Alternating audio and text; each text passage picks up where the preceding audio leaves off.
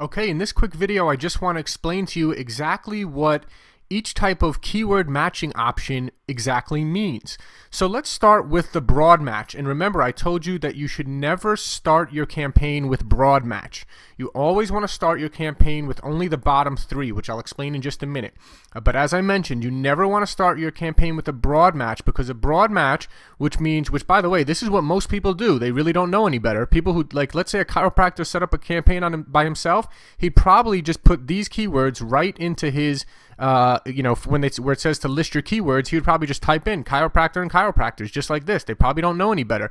And what happens is, again, your ad will appear if Google thinks that what someone typed is similar to your keyword. So I never like to start with broad match because it's too broad. You just literally, you never know what Google is going to show, if Google is going to show your ad for what keyword. So I never start with broad. Now again, here's what I said before, and we'll talk about this more in the more advanced videos, is that if you start a campaign and you're not getting enough traffic, then you can so if you're only getting like 2 or 3 clicks a day, and you want to get more than that, if you're only getting 100 impressions a day and you want to get 200 or 300 impressions a day, so then instead of 2 or 3 clicks a day, you can get 8 or 9 clicks a day for this client, then you might go back after. So after your first or second week, you can kind of analyze everything and see, okay, you know what, we've only spent $50 in the first week and we're not getting a lot of traffic. Let's go back and let's add the broad match keywords to try to get some more traffic. But you don't want to start out with this, because again, remember, if you blow through the first $300 on a broad match keyword and Google's just placing your ad with something that it thinks is similar to the keyword, then you might not be getting the clients a highest quality lead, and you might blow through the $300 and they might say, oh well, we didn't, it wasn't as good as we thought, something like that, right? So again, I just want to really explain that we never start with broad match, but later on, if you need extra traffic, then you'll come back in and add broad match later. So you can always add it later, but never start with it, okay? What we will always start with is the next one here, which is broad match modifier. And this is, your ad only appears if someone types in any variation of your plus keywords, but both of these keywords must be in there, okay? You see, for each of these I gave 2 examples, right? Chiropractor plus Reno and chiropractors plus Reno. So in this one, let's say someone typed in, for example, who is a good chiropractor in Reno. Okay, if someone typed that in, your ad would pop up because it has the word chiropractor in it and it has the word Reno in the search term. Okay, so if someone typed this into Google, your ad would show. Okay, makes sense?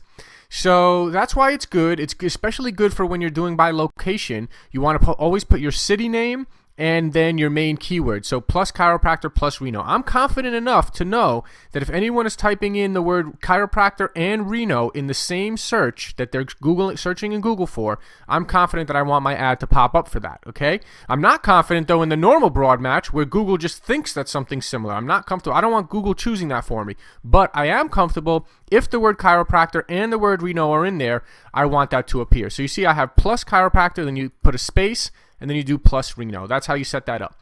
Let's move on to the next one so you understand. Phrase match, your ad only appears if someone types the exact phrase that is in quotations, okay?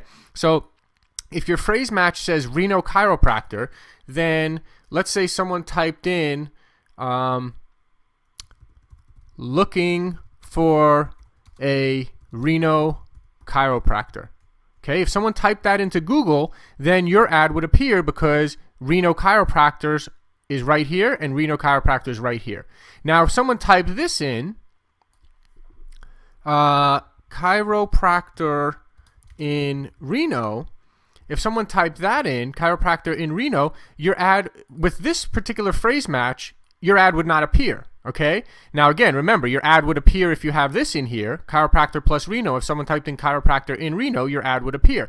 But if you're doing looking at the phrase match here, it's only if someone has these words back to back. So they could have a long search phrase. So they could say, I went to a Reno chiropractor and he was great. okay, your ad would pop up for this because it has Reno Chiropractor. Now, if it said, now if we did this, if it said, I went to a chiropractor and he was in Reno and great, now your phrase match would not trigger here, right? Because it doesn't have the word back to back, Reno Chiropractor or Reno Chiropractors, okay? So that's just to give you an example of what the phrase match triggers there. And I'll tell you why in just a second here. Let me just show you the exact match, and then I'll show you what the purpose is of doing all of these, okay?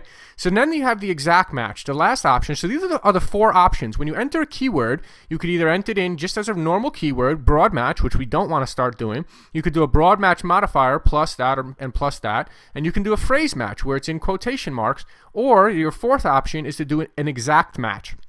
So exact match is in brackets here, and what that means is that it only appears if someone types exactly and only what you have in brackets. So if you have chiropractor, the only time your ad would trigger is if someone literally just typed in chiropractor and nothing else, or chiropractors, because we have here in brackets chiropractors, right? So that's the only time your ad would appear. So if someone typed in chiropractor in Reno, the exact match would not trigger, right? Again, chiropractor in Reno would be triggered by the broad match modifier here, but it would not. The exact match is only if someone types in exactly what you put in here. So now if you put in brackets chiropractor in Reno, then this would trigger. Now, let me explain to you why we do this, okay? I think you understand why, and these are the 4 options that you can enter. And we're going to when we start campaigns, we're only going to use these bottom 3 options, okay? And we use the AdWords wrapper to give us the phrase and exact match, okay? Remember, we went to the AdWords wrapper here, and that showed us the phrase and exact match. We could wrap the keywords into the phrase and exact match, okay? Remember, we saw this here. We put in our keywords, here, enter keywords, and it brought the phrase and exact match. So the reason why we use the AdWords wrapper is because when we have these, let's say here, there's 6 keywords, right? You don't want to go through each 6 one of those and putting each one in quotation, each one in brackets. I mean, I've done it in the past manually, but this tool is just way easier. It just saves you a lot of time because it just automatically puts your keywords into quotation marks and brackets. So make sure you choose the phrase and exact match there. And then in addition to that, we're going to add the broad match modifier, which unfortunately AdWords wrapper does not do for you. But if you have, you're going to go enter that yourself. So you take your main keyword and your city location plus that plus that. Now the reason why you do this is if you have, a lot of people don't do this. A lot of people don't have phrase match or exact match, and what happens is they're going to be paying a higher cost per click. Okay, so for example, you can have an ad group, and you can just put plus chiropractors plus Reno. You could just have this, right? And it would trigger all your ads to show. Because if anyone, Reno chiropractors and chiropractors, your phrase match and exact match are covered here, right? They're covered because anytime someone types in chiropractor and Reno, you're going to be covered by your broad match modifier. So some people would say, well, why do you have to even do a phrase match and exact match then if the broad match modifier covers everything? Well, here's why. You get a lower cost per click if someone types in chiropractor as an exact match and you have chiropractor as an exact match as one of your keywords. So you're going to pay a lower cost per click and you're more likely to be in the top position on the page. So although it may seem redundant, well, you're like, hey, broad match modifier is going to cover everything I need. Well, you still want to use the AdWords wrapper to create your phrase match and your exact match keywords because that's going to get you a lower cost per click and it's going to ensure that your ad appears at the top of the page, okay?